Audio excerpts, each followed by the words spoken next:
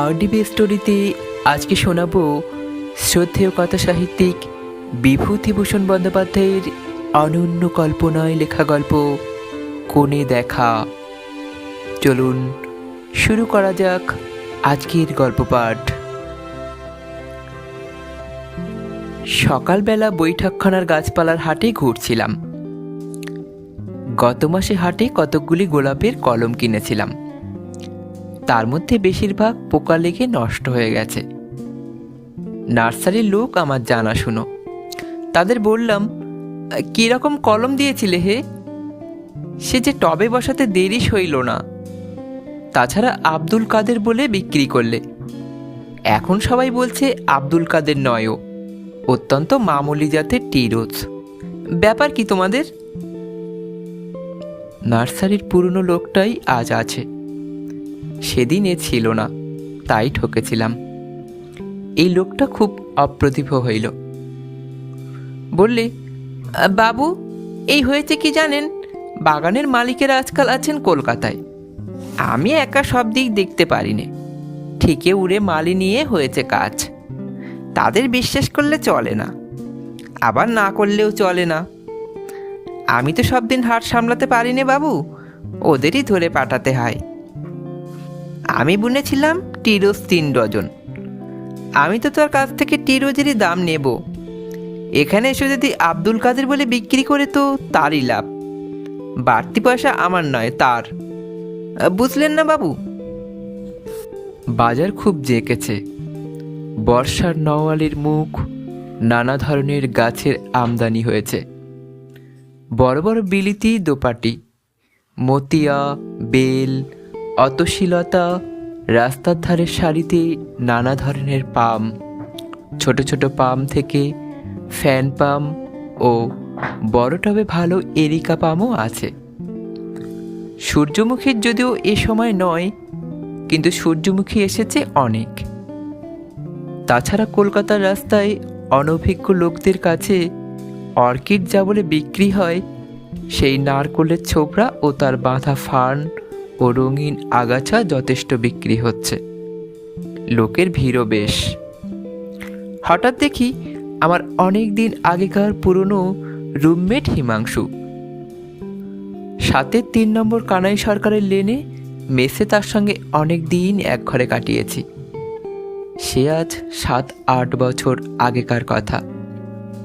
তারপর সে কলকাতা ছেড়ে চলে যায়। আর তার কোনো খবর রাখিনি আজকাল।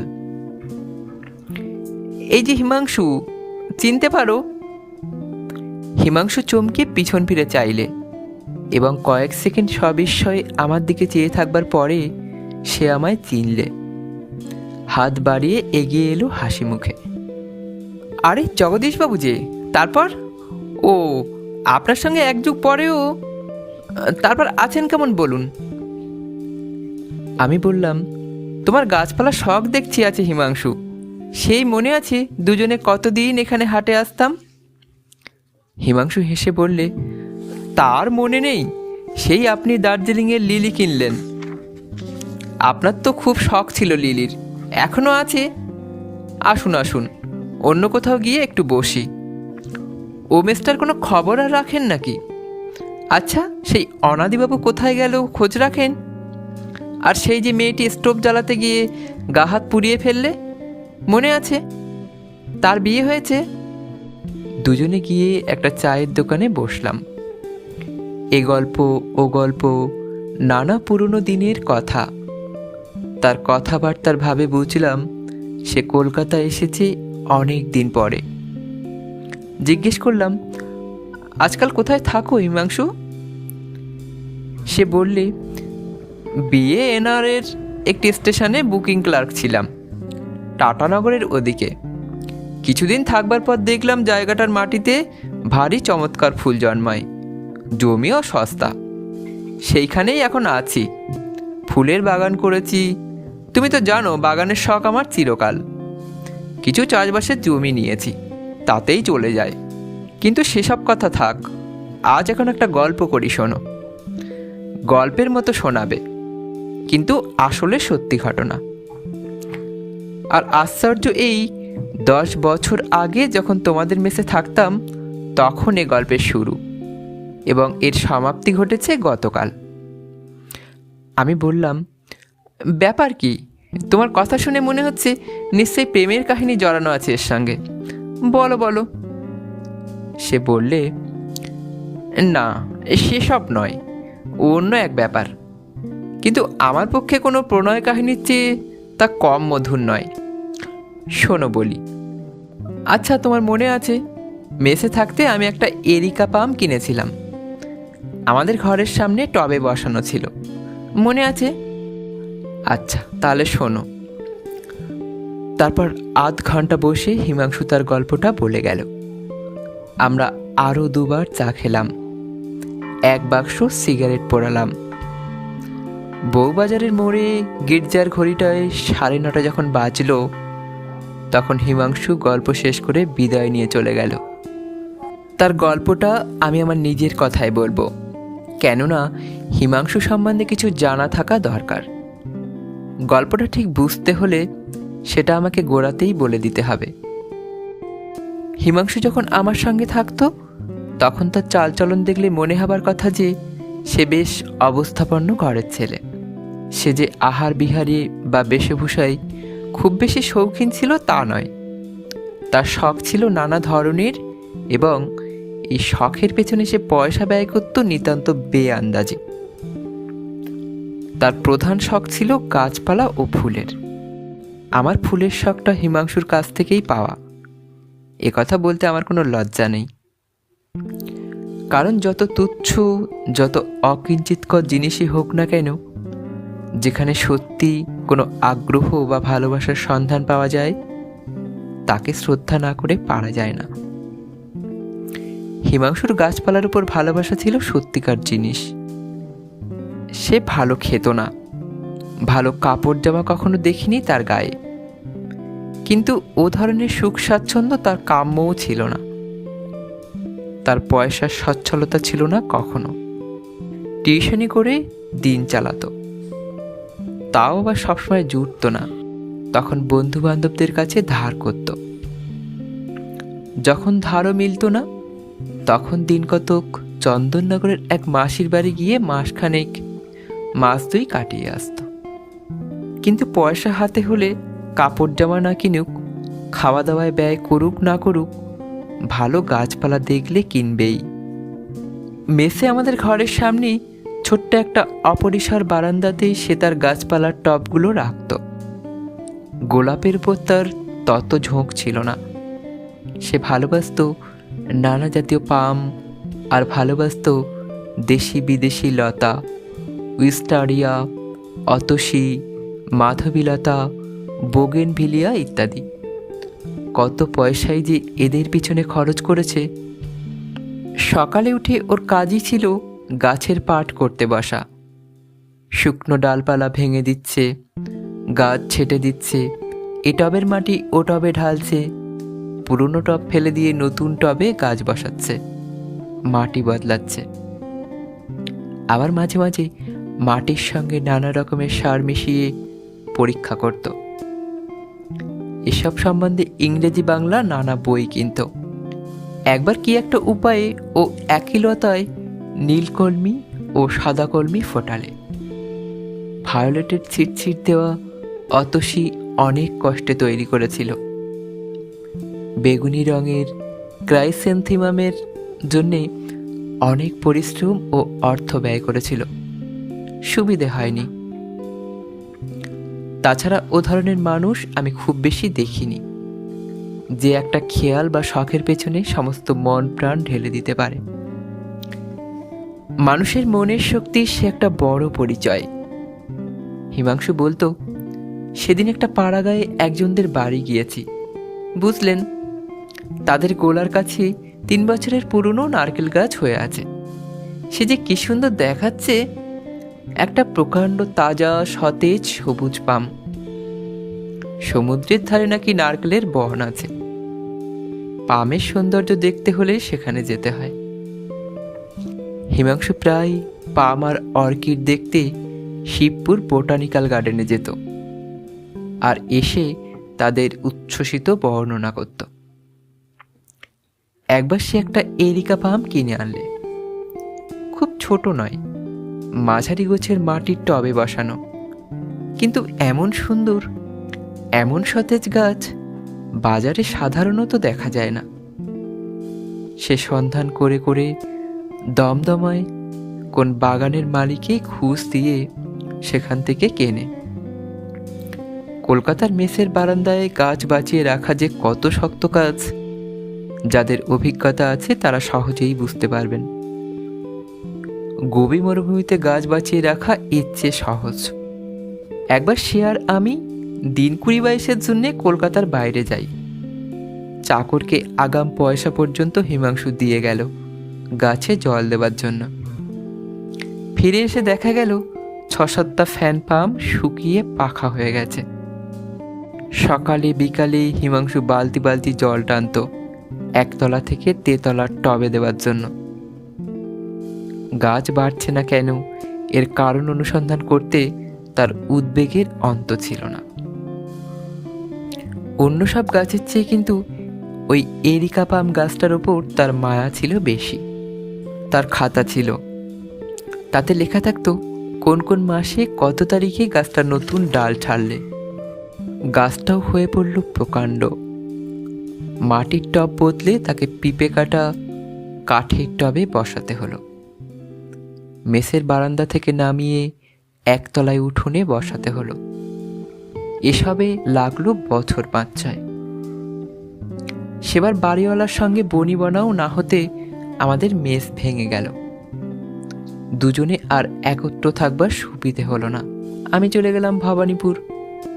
হিমাংশু গিয়ে উঠল শ্যামবাজারে আর একটা মেসে।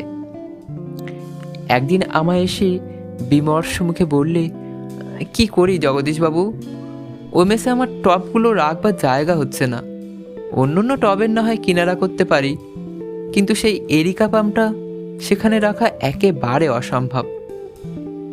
একটা পরামর্শ দিতে পারেন? অনেকগুলো মেস দেখলাম, অত বড় গাছ রাখবার সুবিধে কোথাও হয় না, আর টানাটানির খরচাও বড় বেশি। আমি তাকে কোনো পরামর্শ দিতে পারিনি, বা তারপর থেকে আমার সঙ্গে আজকাল দিনটি ছাড়া আর কোনো দিন দেখাও হয়নি। বাকিটা হিমাংশুর মুখে আজই শুনেছি। কোনো উপায় না দেখে হিমাংশু শেষে কোন বন্ধুর পরামর্শে ধর্মতলার এক নীলামওয়ালার কাছে এরিকা পামের টপটা রেখে দেয়।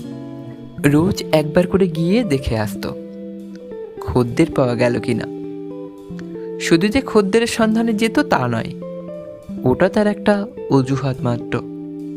আসলে যেত গাছটা দেখতে। হিমাংশু কিন্তু নিজের কাছে সেটা স্বীকার করতে চাইতো না। দুদিন পরে যা পরের হয়ে যাবে তার জন্যে মায়া কিসের। তবু একদিন যখন গিয়ে দেখলে গাছটা সে নধর সতেজ শ্রী যেন ম্লান হয়ে এসেছে। নিলামওয়ালারা গাছে জল দেয়নি, তেমন যত্ন করেনি।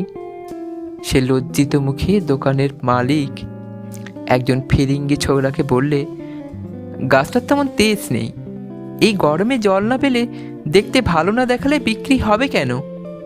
জল কোথায় আছে?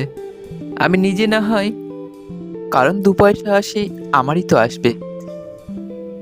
তারপর থেকে যেন পয়সার জন্যই করছে। এই অছিলায় রোজ বিকেলে নীলামওয়ালার দোকানে গিয়ে গাছে জল দিত। একদিন দেখতো দোকানের চাকরেরা আগে থেকেই জল দিয়েছে। রোজ নিলামের ডাকের সময় সে সেখানে উপস্থিত থাকত। তার গাছটার দিকে কেউ চেয়েও দেখে না। লোকে চেয়ার, টেবিল, সোফা, আলমারি কিনছে। ভাঙা পুরনো ক্লক ঘড়ি পর্যন্ত বিক্রি হয়ে গেল, কিন্তু গাছের শখ খুব বেশি লোকের নেই। গাছটা আর বিক্রি হয় না। একদিন নীলামওয়ালা বললে, বাবু, গাছটার তো সুবিধে হচ্ছে না, তুমি নিয়ে যাবে ফেরত। কিন্তু ফেরত নিয়ে গিয়ে তার রাখবার জায়গা নেই। থাকলে এখানে সে বিক্রির জন্য দিয়েই বা যাবে কেন? সে সময় তার অত্যন্ত খারাপ যাচ্ছে। চাকুরির চেষ্টায় আকাশ পাতাল হাতড়ে কোথাও কিছু মিলছে না। নিজের থাকবার জায়গা নেই তো পিঁপে কাটা কাঠের টবে বসানো অত বড় গাছ রাখে কোথায়? মাসখানেক পরেই হিমাংশুর অবস্থা এমন হলো যে আর কলকাতায় থাকাই চলে না। কলকাতার বাইরে যাওয়ার আগে গাছটার একটা কিনারা হয়ে গেলেও মনে শান্তি পেত, কিন্তু আজও যা কালও তাই। নিলামওয়ালাকে কমিশনের রেট আরও বাড়িয়ে দিতে হয়েছে গাছটা রাখবার জন্যে, নইলে সে দোকানে রাখতে চায় না। কিন্তু হিমাংশুর দুর্ভাবনা এই যে ও কলকাতা ছেড়ে চলে গেলে গাছটার আর যত্ন হবে না। নিলামওয়ালার দায় পড়েছে। কোথাকার একটা এরিকা পাম গাছ বাঁচলো কি মলো অত তদারক করবার তার গরজ নেই। কিন্তু শেষে বাধ্য হয়ে কলকাতা ছাড়তে হলো হিমাংশুকে। অনেক দিন পরে সে আবার এলো কলকাতায়। নিলামওয়ালার দোকানে বিকেলে গেল গাছ দেখতে। গাছটা নেই, বিক্রি হয়ে গিয়েছে 7.5 টাকায়।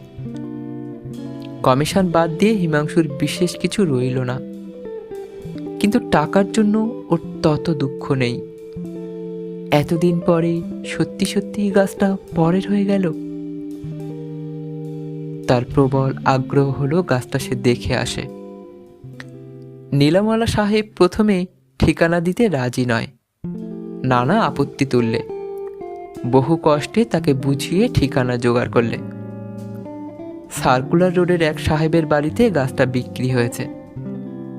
হিমাংশু পরদিন সকালে সেখানে গেল। সার্কুলার রোডের ধারেই বাড়ি, ছোট্ট গেটওয়ালা কম্পাউন্ড। উঠোনের এক ধারে একটা বাতাবি নেবু গাছ, গেটের কাছে একটা চারা পাকুড় গাছ। সাহেবের গাছপালা শখ আছে, পাম অনেক রকম রেখেছে, তার মধ্যে ওর পামটাই সকলের বড়। হিমাংশু বলে সে 1000টা পামের মধ্যে নিজেরটা চিনে নিতে পারে। কম্পাউন্ডে ঢুকবার দরকার হলো না, রাস্তার ফুটপাত থেকেই বেশ দেখা যায়। বারান্দায় উঠবার পৈঠার ধারেই তার পিঁপে কাটা টপ শুদ্ধ পাম গাছটা বসানো রয়েছে।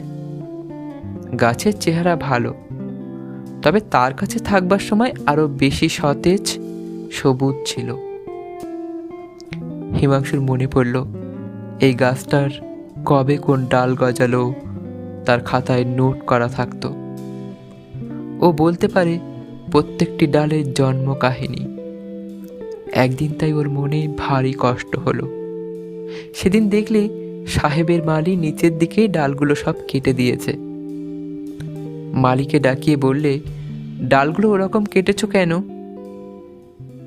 মালিটা ভালো মানুষ, বললে, আমি কাটিনি বাবু, সাহেব বলে দিল নিচের ডাল না কাটলে ওপরের কচি ডাল জোর পাবে না। বললে টবের গাছ না হলে ও ডালগুলো আপনা থেকেই ঝরে পড়ে যেত। হিমাংশু বললে, তোমার সাহেব কিছু জানে না, যা ঝরে যাওয়ার তা তো গিয়েছে। অত বড় গুড়িটা বার হয়েছে, তবে কি করে?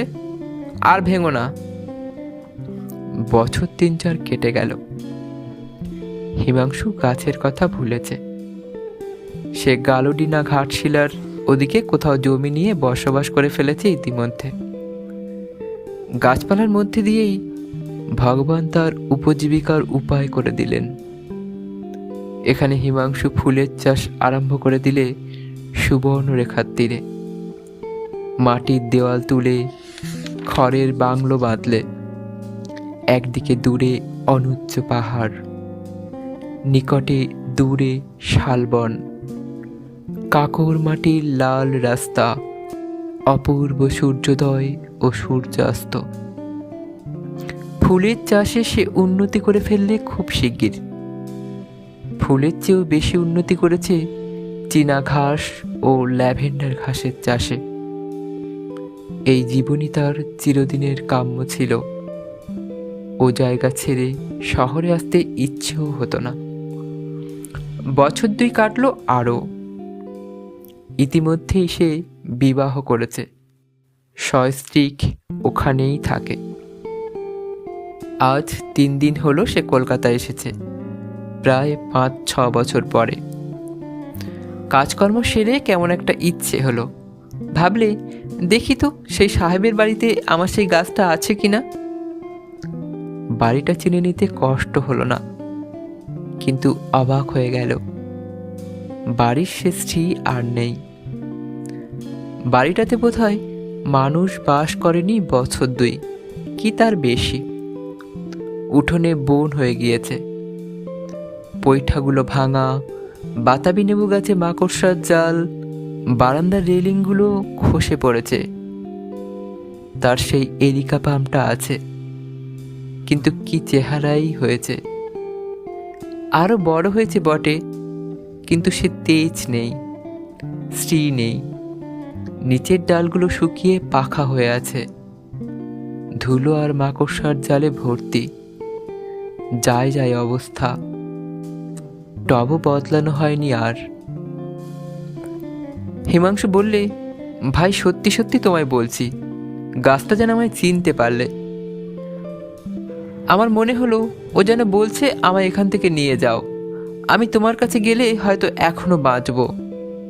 ছেড়ে যেও না এবার, আমায় বাঁচাও। রাত্রে হিমাংশুর ভালো ঘুম হলো না। আবার সার্কুলার রোডে গেল। সন্ধান নিয়ে জানলে সাহেব মারা গিয়েছে। বুড়ি মেম আছে ইলিয়ট রোডে, পয়সার অভাবে বাড়ি সারাতে পারে না, তাই ভাড়াও হচ্ছে না। এই বাজারে ভাঙা বাড়ি কেনার খদ্দেরও নেই। মেমকে টাকা দিয়ে গাছটাও কিনে নিলে। এখনো সার্কুলার রোডের বাড়িটাতেই আছে, কাল ও গালুডিতে ফিরে যাবে। গাছটাকে নিয়ে যাচ্ছে সঙ্গে করে। বিদায় নেবার সময় হিমাংশু বললে, বৈঠকখানা বাজারে এসেছিলাম কেন জানো? আমার সাথ হয়েছে ওর বিয়ে দেব, তাই একটা ছোটোখাটো অল্প বয়সের দেখতে ভালো পাম খুঁজছিলাম। হে হে, পাগল নয় হে, পাগল নয়, ভালোবাসার জিনিস হতো তো বুঝতে।